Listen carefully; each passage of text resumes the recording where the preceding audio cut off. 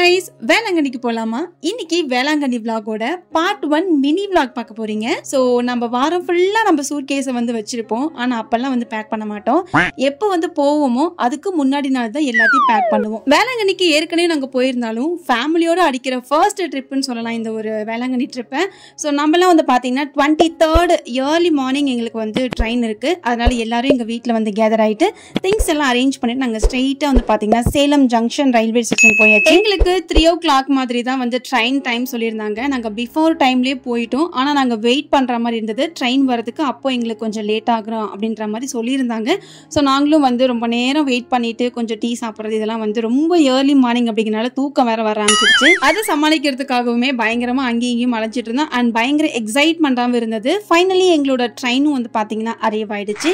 So நம்மளோட சீட்டில் போய் உட்காந்துட்டு அதுக்கப்புறம் நம்ம நல்லா தூங்கியாச்சு. இதை பற்றின டீட்டெயிலான லாங் வீடியோஸ் ஆல்ரெடி நான் அப்லோட் பண்ணியிருக்கேன். பார்க்கணும்னு நினைக்கிறவங்க என்னோட சேனல் டைட்டில் கீழே இருக்கும். இன்ஸ்டாகிராமில் பார்க்குறீங்கன்னா என்னோட பயோல லிங்க் இருக்கும், செக் அவுட் பண்ணி நீங்கள் பார்த்துக்கலாம். அண்ட் நம்மளது ஏர்லி மார்னிங் அடுத்த நாள் காலையில் விடிஞ்ச உடனே நம்ம ட்ரெயினில் தான் இருக்கோம் அப்படின்ற ஒரு எக்ஸைட்மெண்ட் இருக்கும் இல்லைங்களா, அது பயங்கர ஹாப்பியாக இருந்தது. அண்ட் முக்கியமாக நம்ம ஏசி ட்ரெயின் அப்படிங்கிறதுனால பயங்கர குளிராகவும் இருந்தது. அட் த சேம் டைம் நம்ம வந்து போனது ஒரு சில்லான கிளைமேட் சீசன் அப்படிங்கிறதுனால ரெண்டையுமே சமாளிக்க முடியாமல் பெட்ஷீட்லாம் போத்திட்டு நான் வந்து வேடிக்கை பார்த்துட்டு இருந்தேன். பட் இதுவுமே ஒரு சூப்பரான ஒரு மெமரிஸ்ன்னு சொல்லலாம். ஸோ பார்த்துட்டு வரதுக்கு அவ்வளோ ஹாப்பியாக இருந்தது.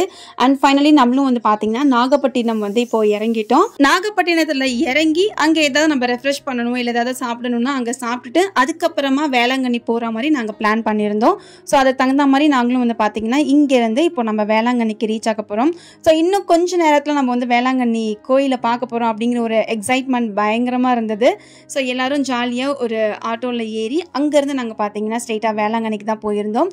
அங்கேருந்து நமக்கு ரொம்ப பக்கம் இல்லைங்களா வேளாங்கண்ணி. அதனால நாங்கள் ஒரு மதியம் போலலாம் வந்து வேளாங்கண்ணிக்கு ரீச் ஆகிட்டோம். வேளாங்கண்ணி வந்ததுக்கு அப்புறம் தான் நம்ம வந்து இங்கே ரூம்ஸ் வந்து புக் பண்ணலான்னு சொல்லிட்டு இங்கே ஷ்ரைன் பஸ்லிக்கா இந்த ரூம்ஸ் இருக்கும் இல்லைங்களா, கோயிலோட ரூம்ஸே இருக்கும். நம்ம அங்கே போய் நம்ம விசாரிச்சோம் நமக்கு எல்லாம் எப்படி இருக்கு அப்படின்னு சொல்லிட்டு. நாங்கள் 2 ஃபேமிலியாக போகிறதுனால எங்களுக்கு எந்த ரூம்ஸ் வந்து செட் ஆகும் அப்படிங்கிறதுலாம் அங்கேயும் நாங்கள் கேட்டுட்டு அண்ட் வெளியிலையும் வந்து பார்த்தீங்கன்னா நாங்கள் வந்து ரூம்ஸ் வந்து கேட்டிருந்தோம்.